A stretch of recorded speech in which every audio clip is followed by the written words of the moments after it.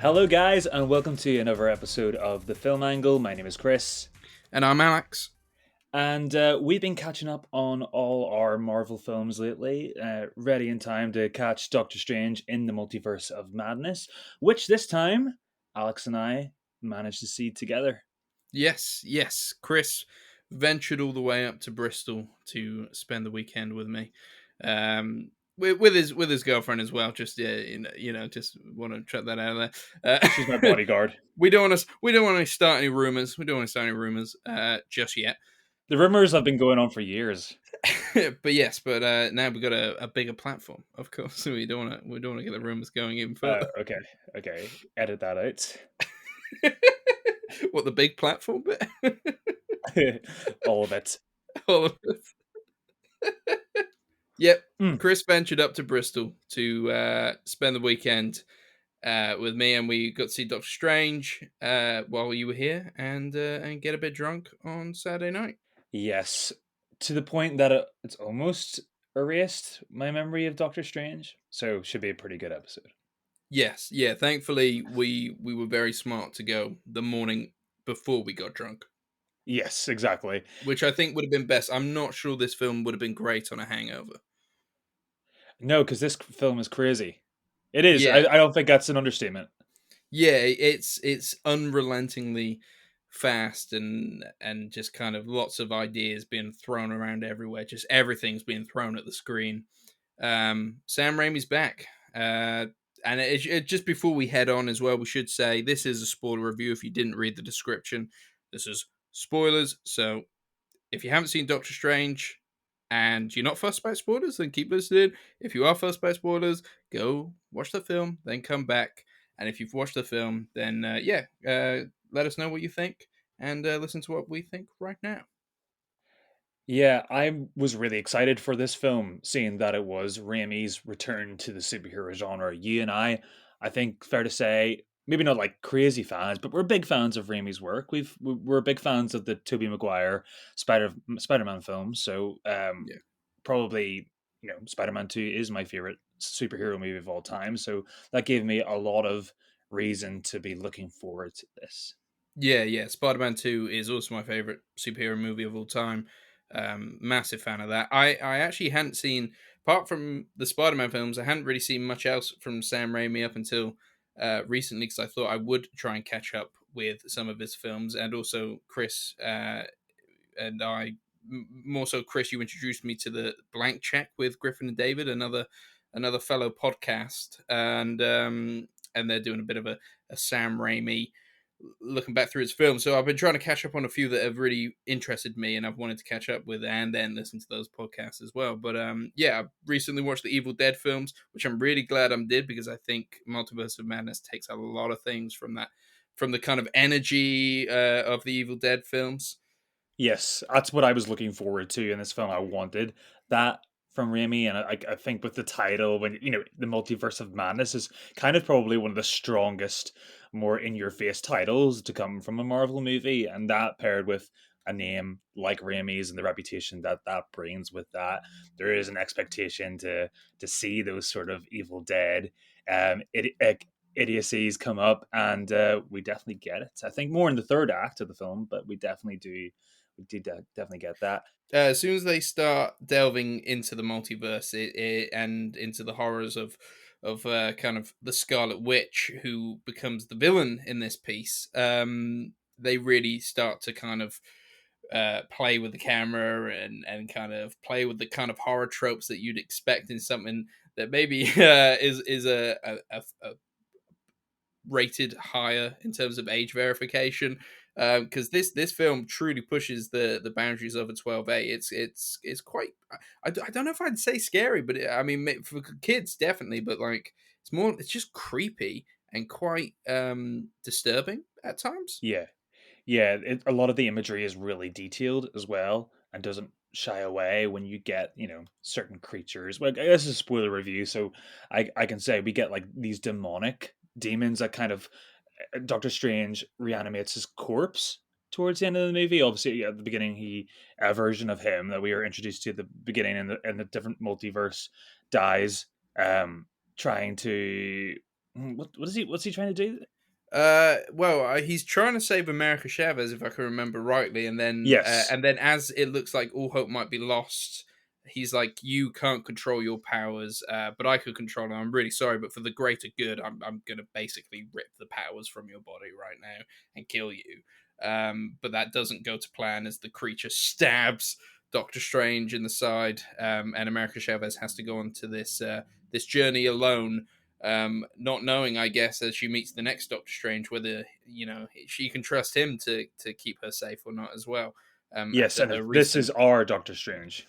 yes, our Doctor Strange, who's dealing with his own issues, which is actually, like, going on to that point. That is my favorite part of the film, is everything to do with Doctor Strange's internal struggle, Yeah, and there's a lot of that at the start, and it maybe isn't pushed upon in the middle act of the film, where it's just like action, action, action, action, and then maybe brought back again at the end, to kind of have a conclusion into his kind of mental state after all he's seen and done and had to deal with.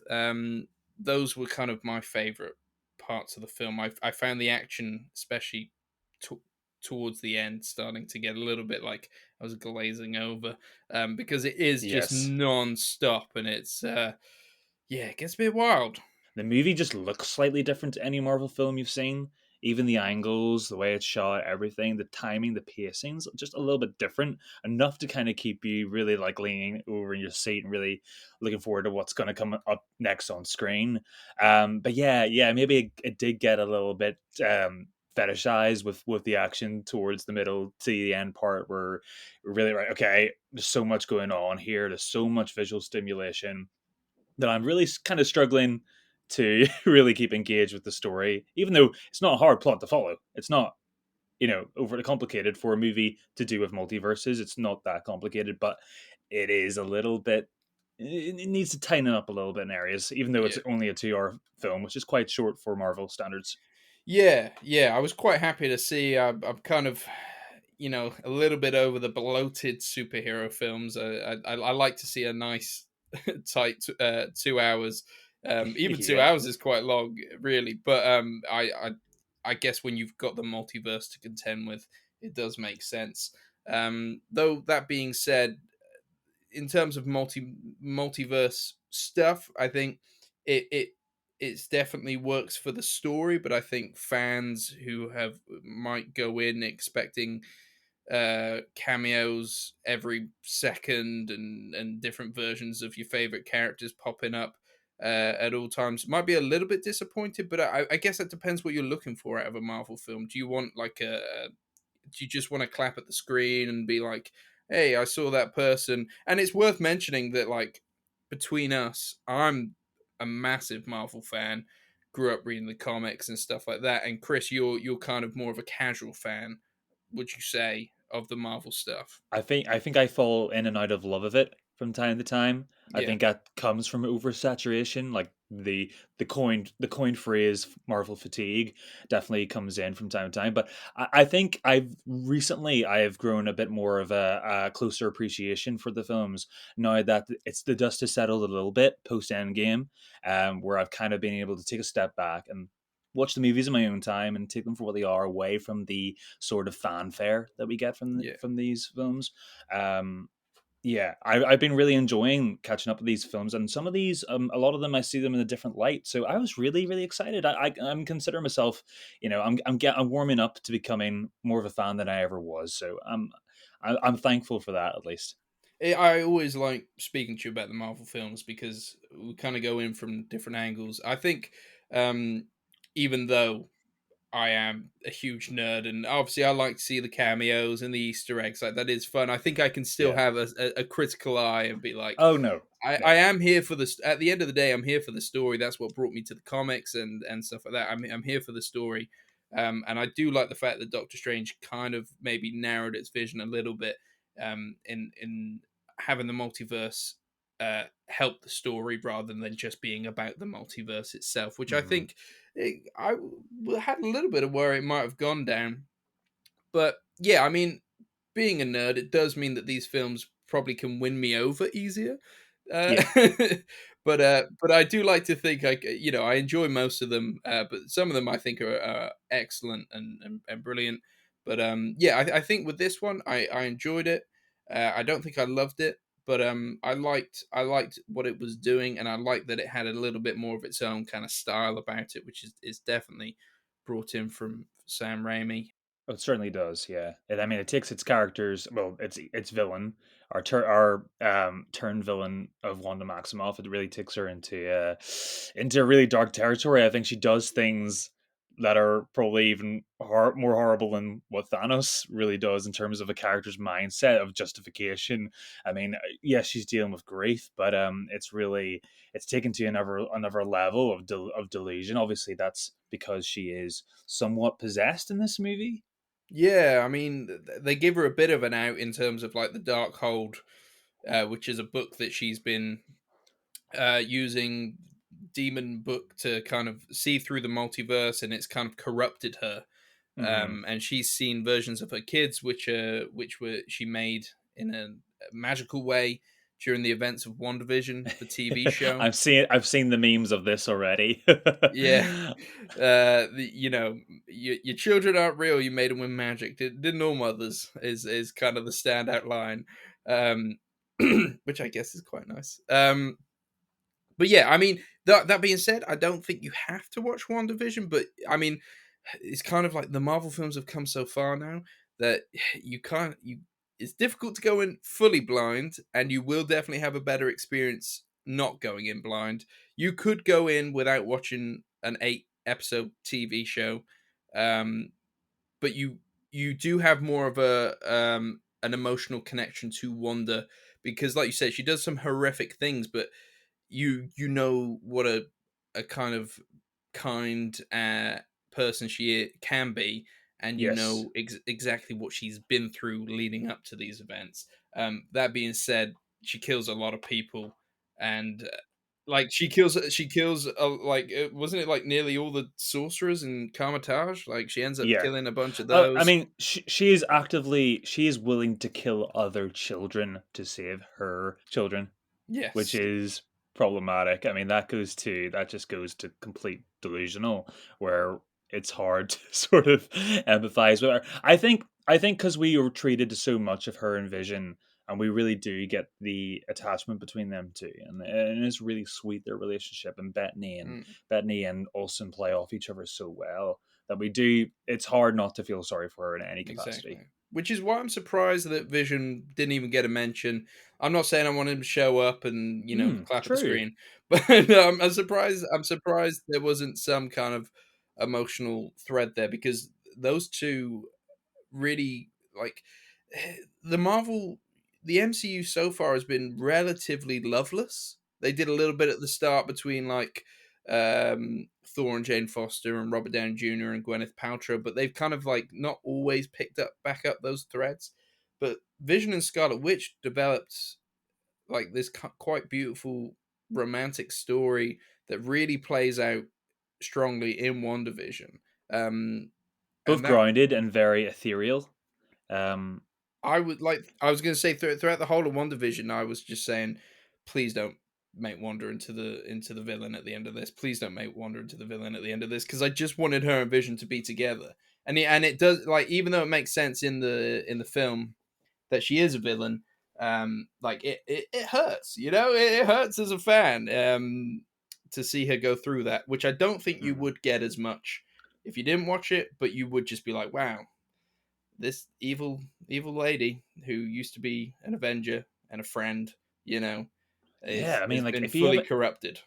if your last movie was Avengers Endgame and then you skipped WandaVision and jumped straight into this, it would be such a jerk reaction, wouldn't it? I mean, your head would be spinning, going like, okay, how did we get to here? And probably it would just be a frustrated viewing of feeling like you're the one who got not invited to the party. Yeah, yeah, definitely, definitely.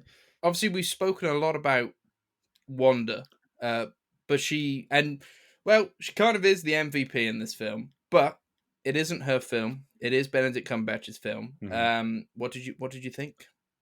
Oh, he's great. I'm a big Cumberbatch fan anyway, but yeah, I think he's even having more fun now that he's really kind of set into the role now. Yes. I think we get more of a Avengers Infinity War version of him than maybe the first Doctor Strange movie, which I like. I think he's really funny. I think Cumberbatch, like Hemsworth or Downey Jr., has got the comedy chops and use that to its full potential. I say, Yeah, I loved the first Doctor Strange as well. I think it's a very underrated Marvel film. 100%. I think it even though it follows a kind of a basic origin story, I think it is quite good, and I think he is different to Iron Man because that was a lot of the criticism thrown. But like, um, Iron Man was arrogant, but he was never nasty. And Doctor Strange can be quite nasty, when he wants to Yeah. be. And obviously, some of that nastiness, well, a lot of that nastiness has now gone as he's progressed as a character. But now he's kind of like the nastiness has turned to the sadness of what am I? Did I make the right decisions in previous films that kind of cost a lot of hardship on the earth with Thanos Mhm. and stuff. Am I doing the right thing here? I've lost the girl, not dead, but she's I'm not with her. Yeah. Um, I'm not the sorcerer supreme. I'm just kind of going through life, and W he's not his happiest self. Yeah, I wouldn't call it nastiness, like, per se. I would say it's more sort of like a clinical indifference front that he puts up, which is sort of part of that sort of culture, that religious monk kind of culture that he kind of adopts, and being objectively right about things, Mm, also being in tandem with, I think it's a front for covering his emotions. And I think that's more in part of how Cumberbatch plays the character. And there is a sadness to him, and even when he's being nasty, it doesn't feel like it's completely like that's a completely true feeling that's coming towards from him as well. yeah, like the nastiness is obviously less. Like, there's not really any of it, I would say here. Hmm. Obviously, you can see the potential from other Doctor Strange is that he can go to those places, but different variants of him that pop up or are spoken about. But I guess it's almost as if like the film is like, this is the nice Doctor Strange. You know, Yeah, yeah. you're lucky that this universe, this is the nice version of Doctor Strange, and I think he kind of gets that by the end as well. He's like, oh, I've got less troubles than these guys. I could deal with these things, and like, his kind of friendship with America Chavez as they travel through is really quite sweet, and he's quite protective of her. Yeah. Um, Do you think that's rubbed off on him from his previous interactions with the Avengers and especially Peter Parker in the last Spider-Man movie, where Peter's decisions were more informed by emotion and probably Strange was a little bit more clinical I'm in the sure first act of that movie? I'm sure Benedict Cumberbatch is playing it that way because obviously he has the baggage of these kind of films. Whereas I know there's been a few interviews with Sam Raimi where he said like he hasn't caught up with everything. So like he didn't see WandaVision prior to filming this, which I know has Wow. like rubbed some people the wrong way. But it's almost like you do need to let directors just have their own take sometimes, and I'm sure a producer would step in. Feige would step in if he went too far. I don't think That's everybody's going to be so happy with the interesting. decisions that were made here, but I think they make a very good villain out of Wanda. Yeah, for someone he hasn't really seen the main arc of her story, that's actually really surprising. I didn't know that fact. He still hasn't seen One Division up to this point. Yeah, I'm pretty sure he still hasn't seen it. Like he hasn't had time to see it yet. I'm But sure he's a busy guy, but yeah, sure. yeah, I mean, I'm sure the writer did. So you've got that. But yeah, I mean, but it's almost like I'm not like she is a different character because she's been corrupted in here. So the darker turn does make sense. I'm sure not everybody's gonna love the fact that Wanda's like full blown evil, but she's a very good villain here, and Elizabeth Olsen plays it with such a kind of um she's having fun being evil, but there's also you can see the pain behind her Oh eyes yeah, because she is just somebody who wants to see her kids again. yeah. I think you're just watching Elizabeth Olsen grow as an actress. I've always been a big fan of her, but I think she's just getting this every iteration of this role that she's had to play in various films. She's just getting better and better and better at it. Yeah. She's honing in way more and what makes the character tick. She's great. I mean, I loved her in One Division, and she really was able to play on those sitcom tropes really well, and became the embodiment of them. It's like she kind of, well, which is interesting because both of her sisters were very well known child actress performers in a sitcom, so in their own sitcom. So Yes. maybe that rubbed off on her quite a lot, and she grew up around that culture very well. It's also Um, funny to see her doing that stuff because I think at the start of her career, she wanted to distance herself from her sisters, didn't she? She was very yeah, much an indie darling for quite a while. And I think yeah. a lot of us were probably surprised to see her take the role of Wanda Maximoff when she popped up in Age of Ultron because she was just like an indie kid at the time. Yeah, yeah, and I enjoy movies like Wind River. Is a really good performance from her too. Martha, Um, Marcy May, Marlene. That I think that was like yeah, at least the. I'm not sure if it was the debut film, but like that was the one where she was the lead and really kind of like made a massive kind of impact. Yeah, yeah, she's and very good. Very good. and spoiler alert, she kind of dies in this movie, right?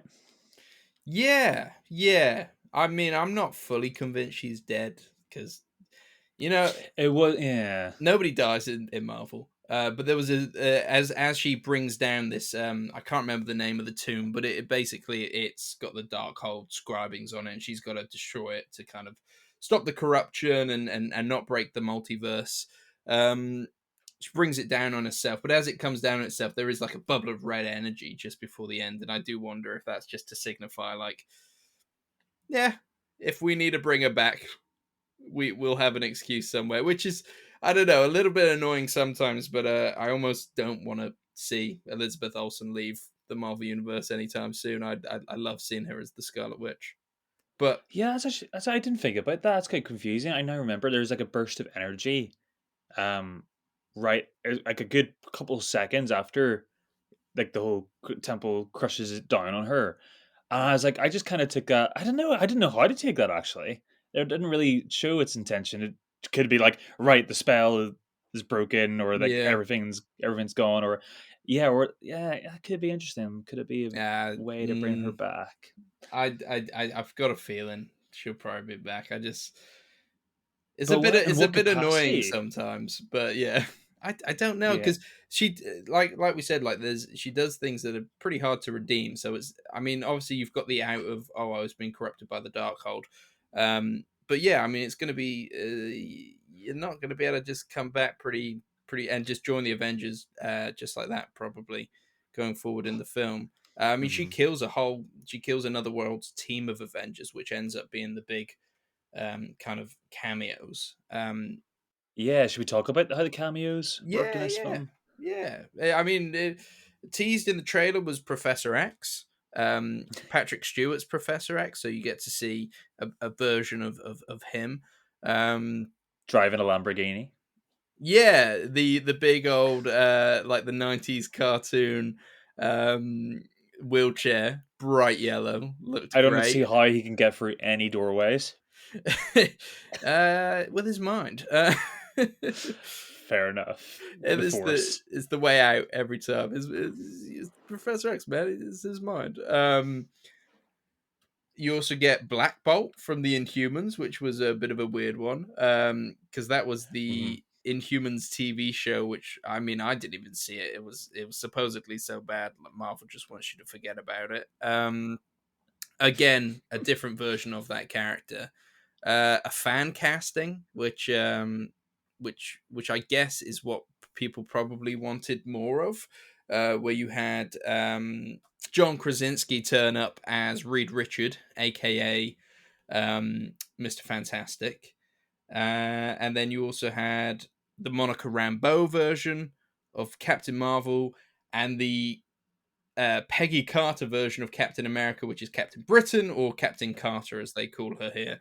And yeah, they turn up for about 5 minutes and then they get slaughtered Yeah. Yeah. in I mean, quite that's almost gruesome ways.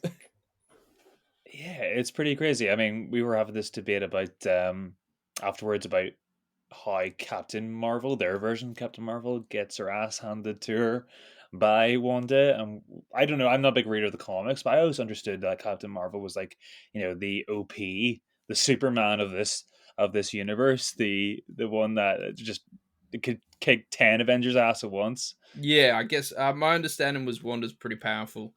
But yeah, Captain Marvel in the films definitely is pretty uber powerful as well. So it's quite difficult to know. Though that being said, Wanda in the comics has just warped realities. So like there was a very famous run called the House of M, where she just whispered no more mutants, and half the mutant population just died. Maybe I stand corrected. But if you're talking though, I mean, we're talking about the general public going to see this movie. Have 80 to 90% of them haven't read the comics, probably not even read one. So if you're talking about the continuity of the films, though, I think that might startle a few people in terms of who is most, who they thought in their mind was powerful, or But I was able to overlook that. I mean, I think we came to the conclusion it's never multiverse.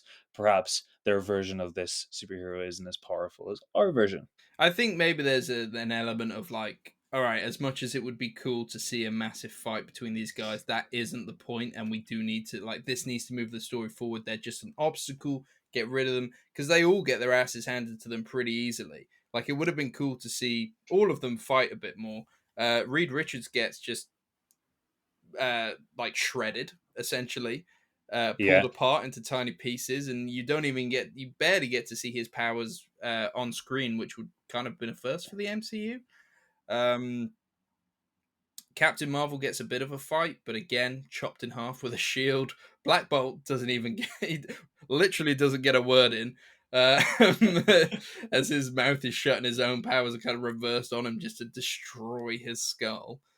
yeah. It really pushes it. It really pushes it.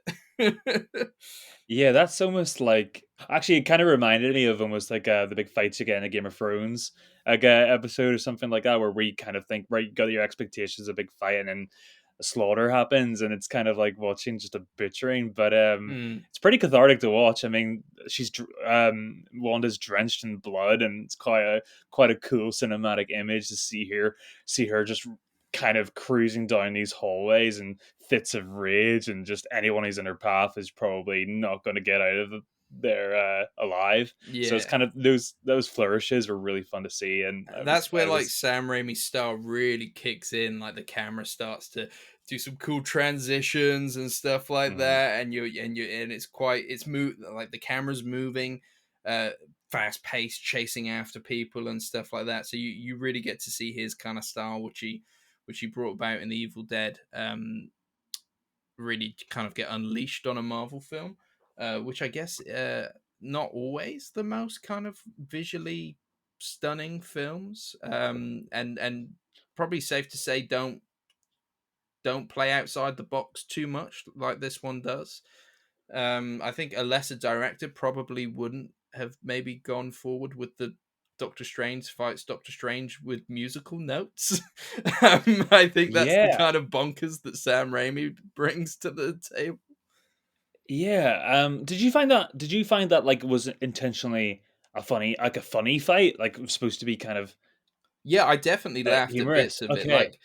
Like 'cause I think it hits that style that the Evil Dead 2 did, right? Like it's Yes. cool and it's funny and it's kind of creepy horror at the same time because obviously that version of Doctor Strange is quite well I think he's called Sinister Strange. He looks pretty sinister.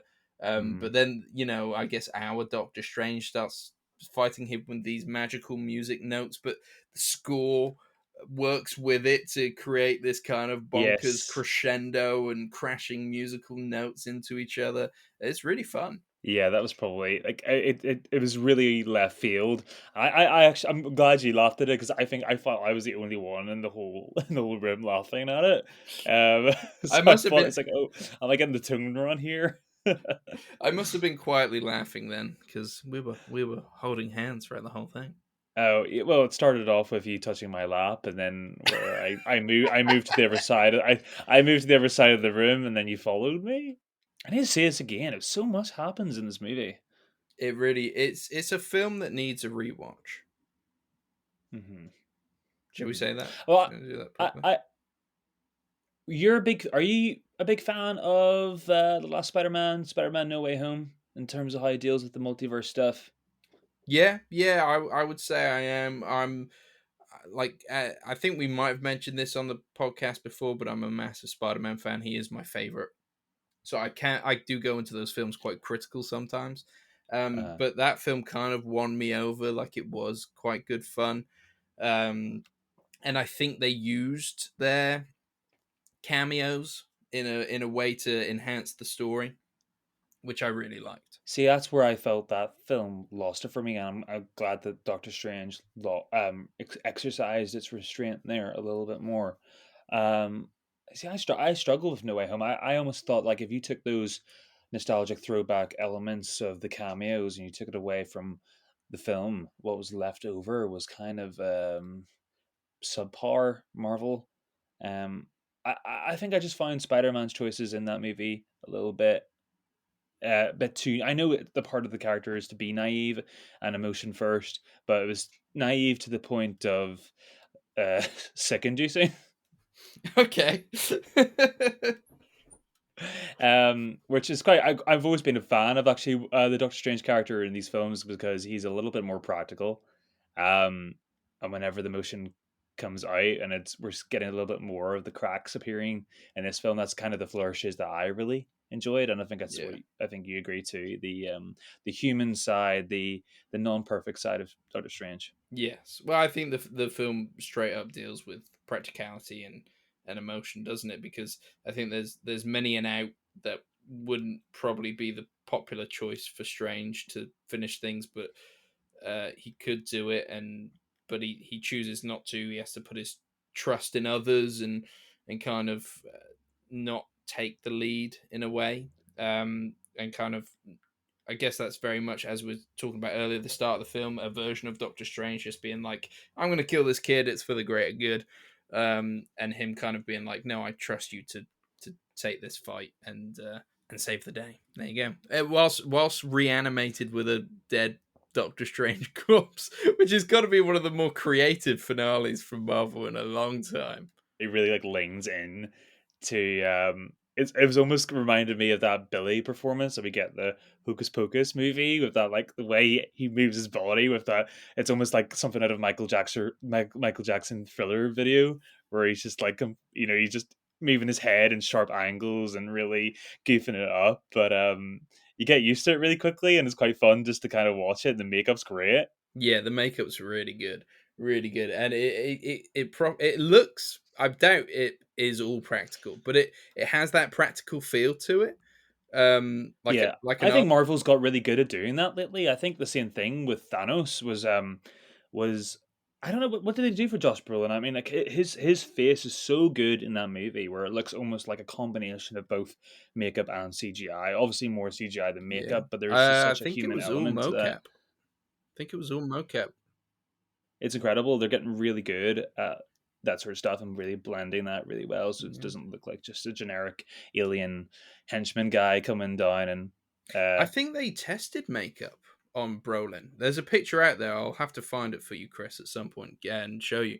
But there was a picture came out where they had tested doing the Thanos makeup on him, and it actually looked really good. I think they were looking into doing like a good mix of practical. But yeah, in the end, I guess they thought the CGI was good enough for mocap, and mhm. I guess it was because he looked like you said he looked amazing. So where are we left now post this film? The end credit scenes is hinted at definitely more Doctor Strange on its way. I think it even said at the end Doctor Strange will return, and then we With his also dodgy get third eye. with his dodgy third eye with a movie with loads of really cool visual flair. It probably got the simplest thing wrong. Yeah, the third eye did not look great. It looks a bit airbrushed on, especially around the edges. It doesn't look like it belongs to his body. Yeah, and it's like the post credits really takes away because the film ends on this shot of this third eye opening on his head and him like screaming in the middle of the street. And then the post Yeah. credits, he's like, "Yeah, no, I got a third eye that pops out every now and then." And you're like, "What? You just you completely just like ruined the kind of the tension of that Yeah. final shot." Yeah, it almost seemed like a horror element or something with it, like, yeah, yeah, and then it completely no, it's just something. It's like an extra power he has now. Um, so yeah, I don't know if he lives with that thing now. If it's just going to be on his head. So I don't think if his relationship issues are really going to improve with this. I think you could bring it out like when he needs it for whatever reason. I think that's probably what it's gonna. It'll probably look better in the next movie and look like a completely different sort of effect. But yeah, there's more on its way. We're kind of at this funny state of Marvel at the movie where we're playing around with the timelines. We're not There's not really a big arc. I think it's the first time we haven't really had a big arc in Marvel. I know Phase One technically didn't, but it felt like it was always building up to hinting Yeah. at more things. So we always had that sort of pull, and I always kind of worked with that. But now we're sort of like in this limbo of, which is cool because now directors can do their own thing to a degree and experiment with the protocol a little bit and just do their own thing. But it's been interesting. It'll be interesting to see how people turn up for these movies now.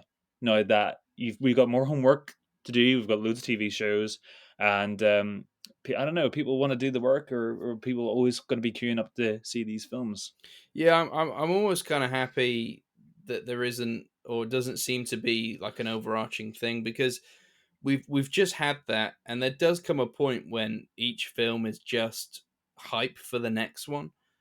And I think Yeah, phase two of Marvel was very much like each film had a different magical stone, which obviously like the end game of that, which was Avengers Endgame and Infinity War, was great. But like they all had the same MacGuffins and stuff like this. Whereas I just want to delve deeper into the characters. And I don't think Multiverse of Madness gave me the perfect character stuff that I wanted. But it definitely was just set within Doctor Strange's world, the world of hmm magic, its own thing for a minute. I'm happy just to have these films play out and have interesting stories. Like only make a film if you've got an interesting story to tell. And I think there was yeah. something interesting here that they did. Um, I think it's also fair to mention that a really good Sam Raimi trait, from the very big first fight scene where you see the big giant tentacle monster, the big eyeball. There is that Sam Raimi flair that we get in the Spider-Man movies, where he really likes to personalize public members of the public and really kind of share the camera with our heroes and normal people just in the street or side characters, and he gives enough time to sort of like flesh that out and kind of raise the stakes a little bit. the world So feels a bit more lived in. yes, Yeah. definitely. Yeah, we spend time with like a lady running away with her child in the pram or whatever, or people at a windowsill nearby who are witnessing the fight. And there's a little bit more like three dimensionality going on with the fight, and it's not just the good guys versus the fight, and then we're getting one two. We're getting a little bit more of a little bit more of a 3D look at what's kind of going on, which is something I really appreciate. Yeah. Yeah. Definitely. Definitely. So, I mean, you've been catching up on the Marvel films recently. Where does this slot into top 10 for you? Like, how does this rank in the Marvel world? Is it top tier, mid tier, bottom tier, down there with Ant Man and Spider Man Far From Home? Well, I don't know about that one, but I think it's fair to say I think this one more than any I've seen recently is definitely the one I think where I'm going to have to watch this again and kind of take my time and really, because there are so many splashes of imagery or images being thrown at you of all shapes and sizes throughout the film that you kind of suffer memory loss Yeah, by the end of it. I remember because we came out and I was like, how did that person die again? Oh yeah, and what happened in that scene? Because like, there's so much going on that you kind of Yeah. missed some of the intricacies. For once, it's the film I could say, right, okay, maybe make this 2.5 hours long and spend a little bit more time just kind of pacing yourself out a little bit, and I think you would have had a slightly better movie.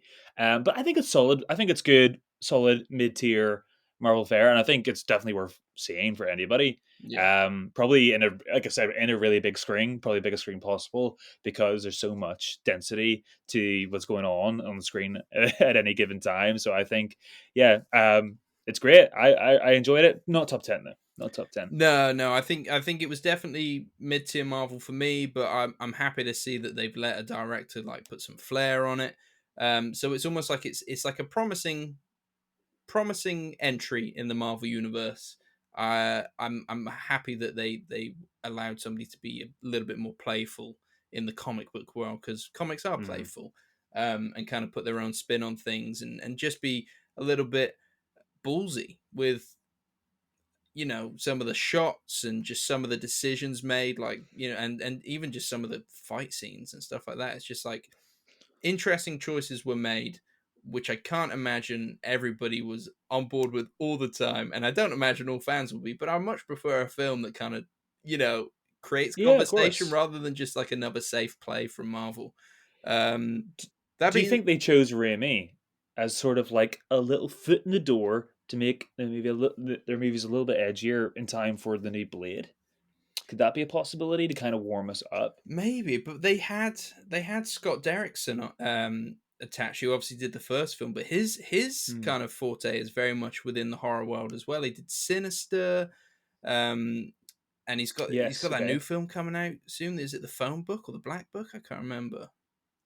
Oh, With is Ethan that the Hawke. one? Yes, it's Black Book. I think. Yeah. That looks incredible. So it's like he definitely has the horror credits to kind of like take this film in a similar direction. But obviously he stepped away due to creative differences. We all assumed it Hmm. would be because Marvel didn't want to make a straight up horror film, which I think he was edging for. And even though this isn't a horror film, it's definitely the most horror like film of Marvel. Maybe Sam Raimi just had more, um he's got more of a Oh. legendary status, and maybe Marvel Mhm. felt more comfortable with him taking the helm. And that's the thing. If you're going to do it, you have to really not just dip your toes in. You got to really submerge your whole body. Yeah, it's kind of like when Bayona was directing the second Jurassic World movie, and that movie is completely. If you pause that film exactly dead center, it turns from one movie to another. You got a safe Jurassic World movie to start off with, Yeah. and then it turns into through the director a bone horror sort of movie, and it didn't. It that movie ultimately doesn't work for that reason. So if you're gonna do it, let the guy or do this whole thing. And I'm glad they let Raimi's little touches show up all the way through all this. Keeps it a bit more coherent. Yeah, I mean, like, it's worth saying.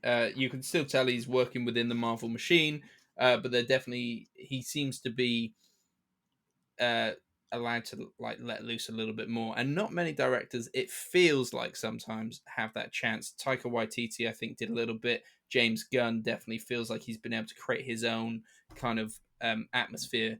Maybe because it was more unknown characters, but they seem to have the flair that kind of distinguishes their franchises.